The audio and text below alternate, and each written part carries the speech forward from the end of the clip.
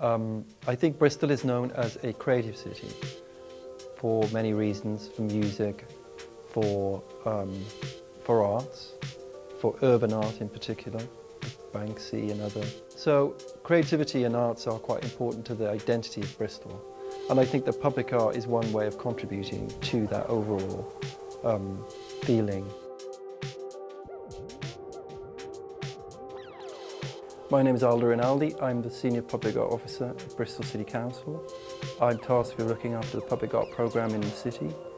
The public art programme was established in 2001 following the adoption of a public art policy by Bristol City Council's cabinet councillors who adopted that policy, and followed shortly in 2003 by a public art strategy which was drafted by Alistair Snow, in which a strategy for public art across the city was mapped out. The approach of the public art programme is to create some of the great works by contemporary living artists around the city, to enliven public spaces, to contribute to regeneration and city development, and to create a place for artists to be involved in place shaping and improving the city through their work, which involves employment for them. I'm Jason Lane. I'm a Bristol-based sculptor who works predominantly from reclaimed steel. I make mechanical sculptures and also static things, but I'm very interested in movement, so sometimes a bit of both. And I also work as public. I make public art commissions as well. I like having my sculptures in public places because you get so many people seeing it. I love the fact that every day, people every day are working past. And also, I like the idea that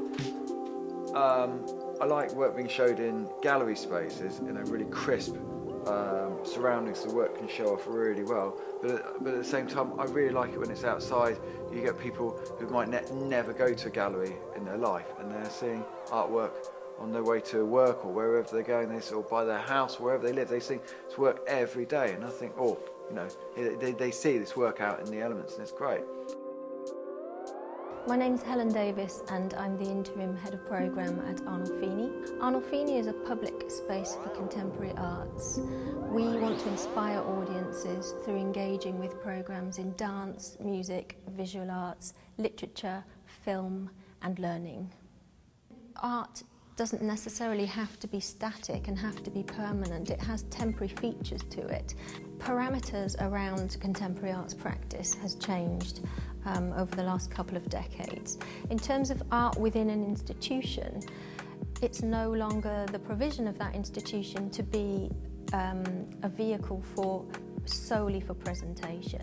It's about engagement, it's about interaction. So the remit is very broad and also reflects the working practices of artists, because artists don't necessarily work in one particular discipline anymore. They have different elements to their practice. So I think the public art agenda has shifted depending on the increased sophistication of audiences and their expectations of public art, but also the way that artists practice. I certainly think that temporary and interactive works are a growing area because I think the public is a much more visually sophisticated entity. Young people are increasingly exposed to digital media. Everybody has a phone, everybody has internet access, and therefore artists need to find new more sophisticated ways to communicate with the public. There'll always be a place for static monuments, sculpture, etc. But I think the audience demands something that is perhaps more experiential. So Museo Era Solar was a project that we did with an artist called Thomas Saraceno. This was a public art programme that involved creating an enormous balloon out of recycled plastic bags. So Arnolfini's role within that, Bristol City Council supported the project, and Arnolfini's role was to engage different communities and also to look for spaces where this giant air balloon could be built. And there's a long history of ballooning in Bristol that you may be aware of.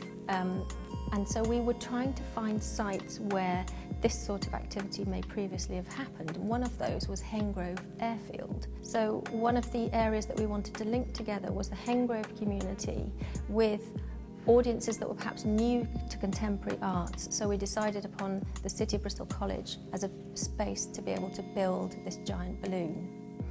So the project involved engaging all different audience groups within that, so not only the students at the City of Bristol College, but also schools, community groups and individuals who were particularly interested. So different groups built each section of the balloon, and then we put it together and took it onto the airfield to inflate it.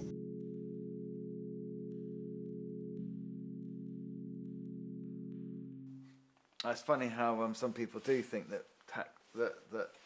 public art is an extravagance. I think it's coming out of their pocket, but if you actually worked, even on a big piece of artwork, if you actually worked it out, it would be such a minute amount coming out of each person's pocket. I think it's worth the gamble to have something.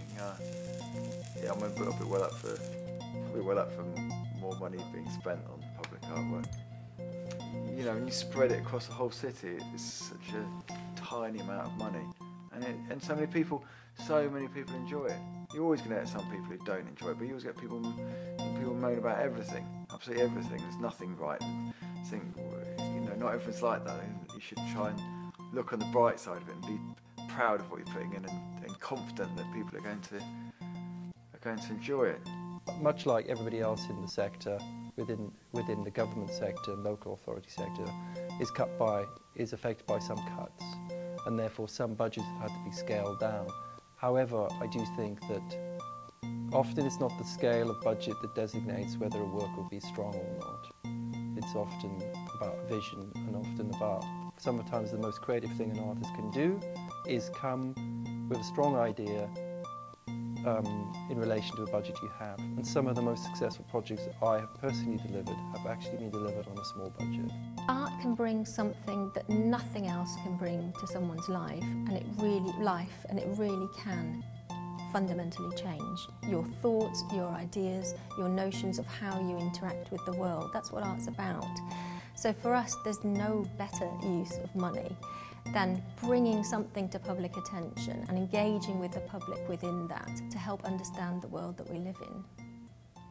To pick out one particular project, Herman Colgan's work Inject, which was at Hengrove swimming pool.